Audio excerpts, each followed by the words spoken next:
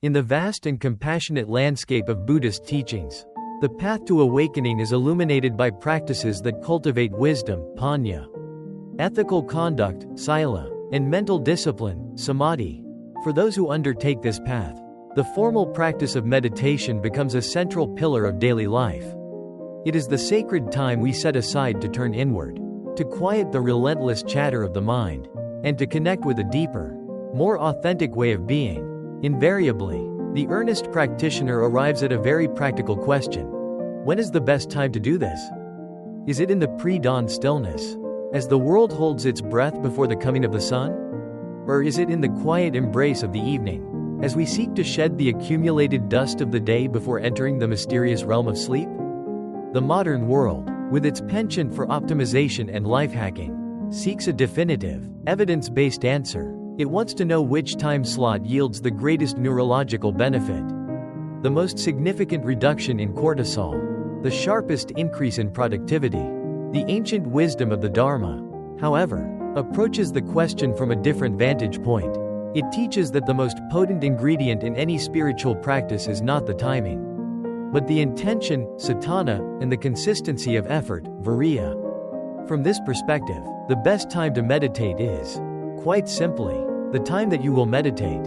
A perfectly timed, 10-minute session that happens only once a month is infinitely less valuable than an imperfectly timed, 20-minute session that happens every single day. Yet, this does not mean that the timing is irrelevant. Morning and night are not just different points on a clock. They are profoundly different psychological and energetic states. They possess unique qualities, offer distinct benefits, and present their own specific challenges. To choose a time for practice is to choose a particular kind of inner work. This article will serve as a deep and comprehensive exploration of this question. We will investigate the profound case for morning meditation, examining its traditional significance as a time of great clarity and its power to set a mindful trajectory for the entire day. We will then turn our attention to the equally compelling case for night meditation, viewing it as a vital practice of mental hygiene, a letting go of the day's burdens, and a skillful preparation for the profound states of rest.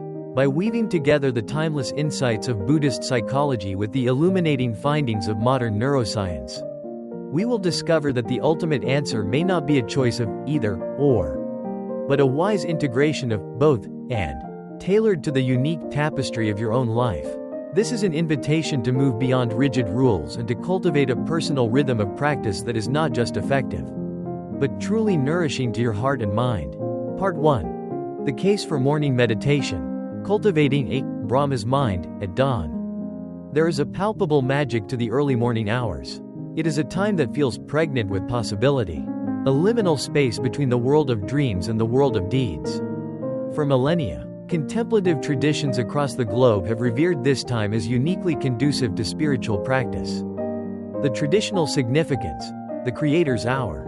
In the Vedic and Yogic traditions, the period approximately 90 minutes before sunrise is known as Brahma Muhurta, literally, the Creator's hour. This is considered the most auspicious time for meditation, prayer, and introspection. Buddhist traditions, particularly those of the forest monastics, share this reverence for the pre-dawn hours. It is a time when the cacophony of the world is at its lowest ebb. The air is still, the sounds of human activity have not yet begun, and the very atmosphere seems imbued with a quality of pristine silence. From a Buddhist perspective, this external silence makes it easier to cultivate internal silence. The mind, citta, like a sensitive instrument, is deeply influenced by its environment. When the sensory inputs are minimized, the mind has fewer distractions to latch onto. It is easier to turn the gaze inward and observe the subtle movements of thought and feeling. This period is said to be naturally high in a quality known as sattva in the yogic system, a state of purity, clarity, harmony, and light. It is a time when the veils of delusion, moha, are at their thinnest, and the potential for clear seeing, vipassana, is at its peak. To meditate in the morning is to align oneself with this natural upwelling of clarity, to ride the wave of the world's own quiet awakening. The psychological and neurological advantages. Modern science is beginning to provide a fascinating neurological commentary on why this ancient wisdom holds true. The brain upon waking is in a unique and malleable state. A blank slate in the quiet DMN. When you first awaken, your mind is, relatively speaking, a blank slate. It has not yet been filled with the day's to-do lists, social interactions, news headlines, and minor irritations. The default mode network, DMN, the brain network responsible for self-referential thought, rumination, and mind wandering, is often less entrenched. While it can quickly activate with thoughts about the day ahead, there is a precious window of opportunity before it fully comes online. By sitting for meditation almost immediately upon waking, you intercept the mind before it gets caught in its habitual loops of worry and planning. You begin the day from a place of centered awareness rather than from a running start of mental chaos. Setting the tone for a mindful day, morning meditation is a profoundly proactive act. Instead of waking up and immediately being thrown into a reactive state by emails and notifications, you consciously choose to begin your day by cultivating the qualities you wish to embody: calm, clarity, and compassion. This practice is like tuning an instrument before a performance. The performance is your day, and the instrument is your mind. Neuroscientifically, this tuning involves strengthening the prefrontal cortex, PFC, the brain's executive control center. The PFC is responsible for emotional regulation, impulse control, and focused attention. A 20-minute morning session is a direct workout for the PFC. This strengthening has a tangible carry-over effect. It increases your capacity to navigate the day's challenges with poise and wisdom. You become less likely to be hijacked by your amygdala, the brain's threat detector, during a stressful meeting or a difficult conversation. You are, in essence, setting a mindful, causal imprint for the hours that follow. Harnessing neurochemistry. Upon waking, the body experiences the cortisol awakening response, CAR, a natural spike in the stress hormone cortisol designed to get you alert and moving. For those prone to anxiety, this can feel like waking up with a sense of dread. Morning meditation can help modulate this response. It doesn't eliminate the cortisol, but it helps the brain and body relate to that alert energy from a place of calm presence rather than anxious reactivity. Furthermore, by successfully completing your meditation, you create a positive feedback loop, potentially involving the neurotransmitter dopamine, which reinforces the habit and makes it feel rewarding, increasing the likelihood you will do it again tomorrow. The meditative qualities of morning practice. Given these conditions, morning meditation is particularly well suited for cultivating certain key mental qualities. Clarity, sampayanya, the quieted mind of the morning is a clearer mind. It is easier to see the arising and passing of thoughts without getting entangled in them. This is the essence of clear comprehension. Energy, viriya, while it may seem paradoxical, starting the day with stillness can be deeply energizing. It is not a draining of energy, but a gathering and focusing of it. The effort required to sit in the morning builds spiritual stamina. Focused attention, samadhi, because the mind is less scattered. The morning is an ideal time to develop concentration. Practices like mindfulness of breathing, anapanasati, can feel more accessible, allowing for deeper states of absorption and calm. Practical considerations and overcoming obstacles. The primary obstacle to a morning practice is, of course, drowsiness. The allure of the snooze button can be powerful. Here are some skillful means to overcome this. Prepare the night before. Have your meditation cushion, bench, or chair set up and waiting for you. This removes a barrier to entry when you are groggy. Hydrate. Drink a glass of water immediately upon waking to rehydrate your body and gently awaken your systems. Gentle movement. Before sitting, do a few minutes of gentle stretching. This helps to awaken the body and shake off the inertia of sleep. Start small. Do not begin with the ambition of a 1-hour sit. Start with just 5 or 10 minutes. The key is to build the habit first. Consistency is far more important than duration. Kind intention. If you do feel sleepy during your sit, do not fight it with aggression. Simply note the presence of drowsiness with a kind, non-judgmental awareness. Sometimes, just observing it mindfully can cause it to lose its power. To choose the morning is to choose to greet the day with intention. It is a declaration that your inner peace is the first priority, the foundation upon which a skillful and meaningful day will be built. Part 2. The case for night meditation, releasing the day and preparing for the little death. As daylight fades and the world prepares for rest, a different kind of opportunity for practice emerges. If morning meditation is about setting a trajectory, night meditation is about coming to completion. It is a practice of letting go, of purification, and of profound surrender. The traditional significance, the purification of mind. In many Buddhist monasteries, the day ends with a period of chanting and reflection. This serves as a vital form of mental and spiritual hygiene. It is an opportunity to review the day's events through the lens of the Dharma, to rejoice in wholesome actions, to acknowledge unskillful ones without blame, and to consciously release the psychic residue of the day's interactions. The Buddhist tradition often speaks of sleep as the little death. Each night, we lose conscious control and enter a different state of being. The state of mind in which we enter sleep is considered to be of paramount importance. A mind filled with anger, anxiety, or craving will likely lead to restless sleep and agitated dreams. A mind that has been deliberately calmed, purified, and filled with wholesome states like loving kindness, metta, will not only sleep more peacefully but is also believed to positively influence the subtle currents of consciousness. In the larger framework of Buddhist cosmology, the final thought moment before death is said to determine the nature of one's next rebirth. The nightly practice of preparing for sleep with a clear and peaceful mind is seen as a direct training for this ultimate transition. The psychological and neurological advantages. Modern science provides compelling reasons to adopt this ancient practice. The benefits of evening meditation are profound, particularly for sleep and overall mental health.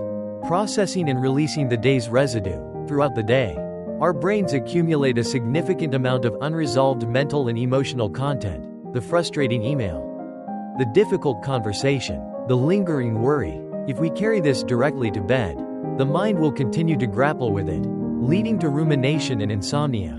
Night meditation provides a designated container to process this material. It is a conscious unhooking from the day's events.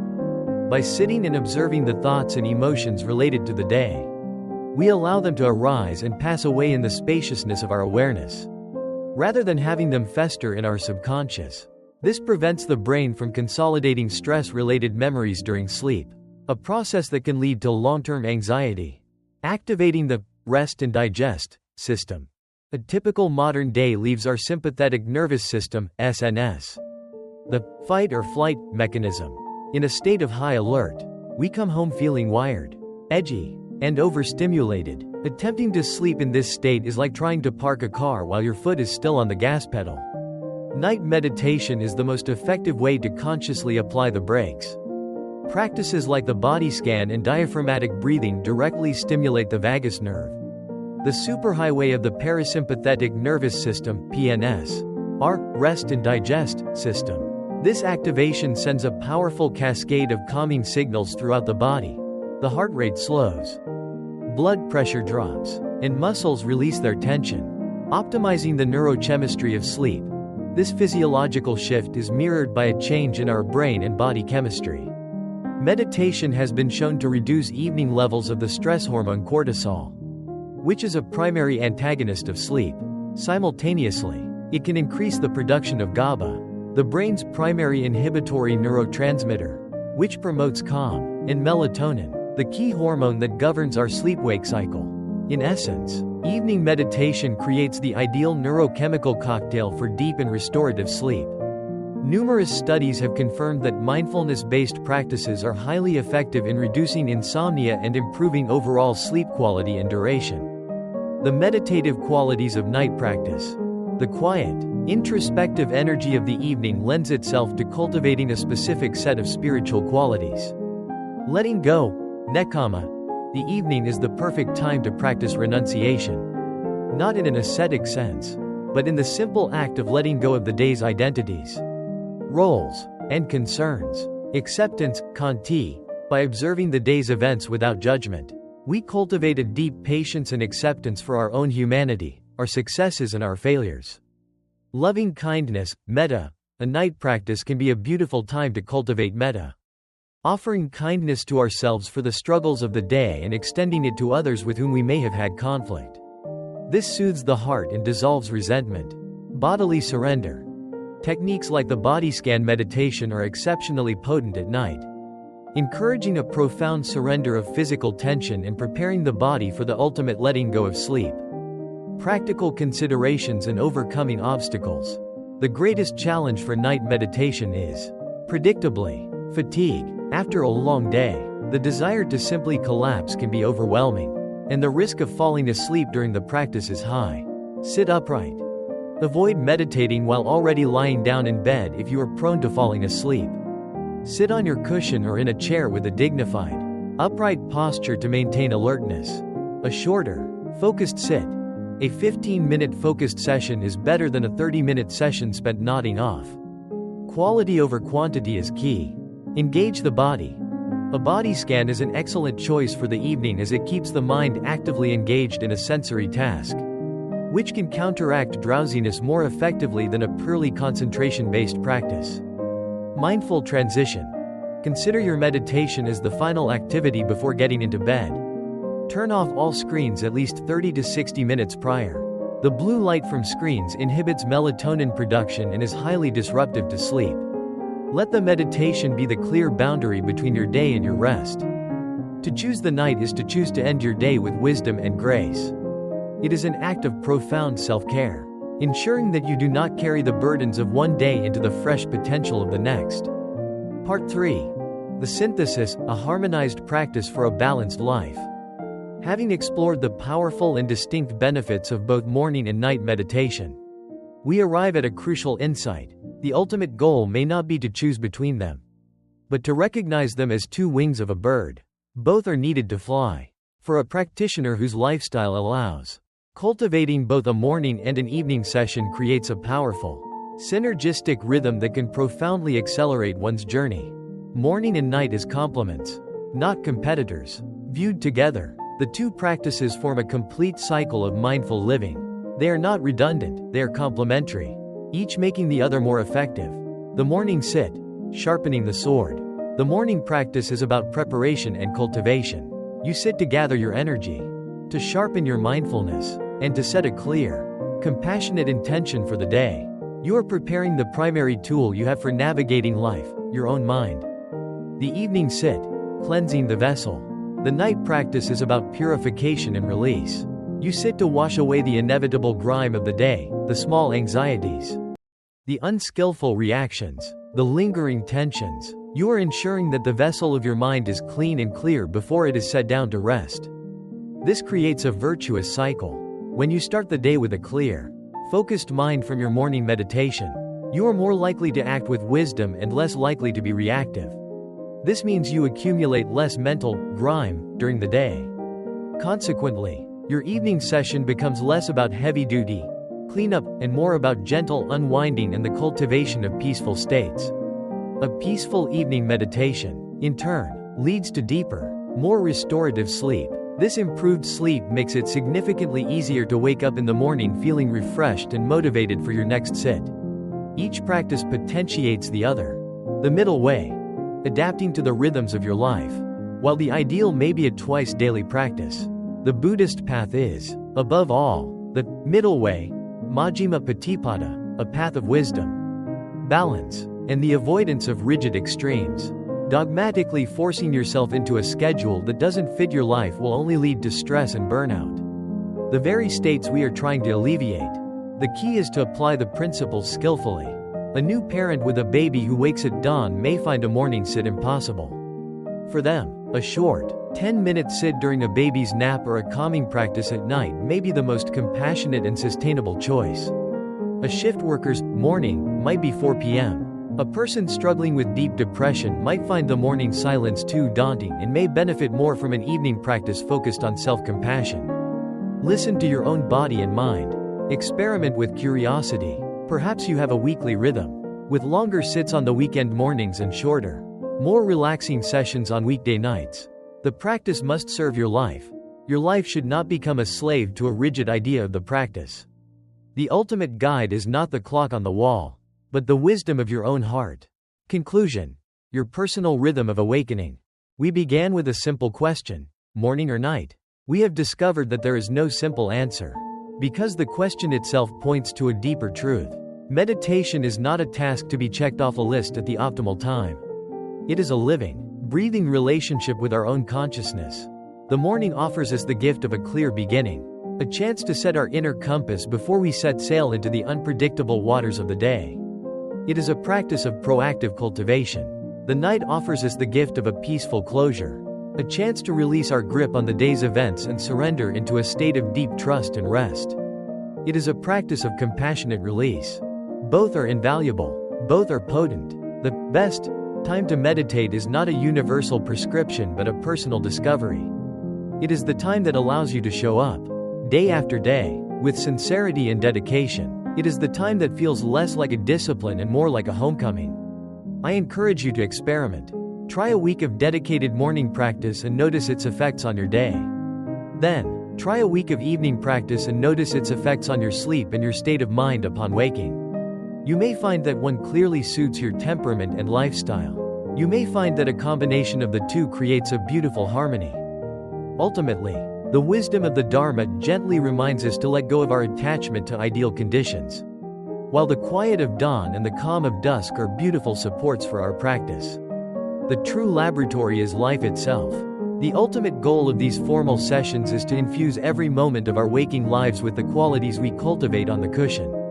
The real practice is to meet the traffic jam, the difficult colleague, and the unexpected news with the same balanced, spacious awareness we nurture in our silent sits. From this ultimate perspective, the best time to meditate is always, and only, now. This present moment, this very breath, is the only time we ever truly have to be awake. Find the formal schedule that supports you, but never forget that every moment is an invitation to come home to yourself. May your practice, whenever it occurs, be a source of profound peace and ever-deepening wisdom.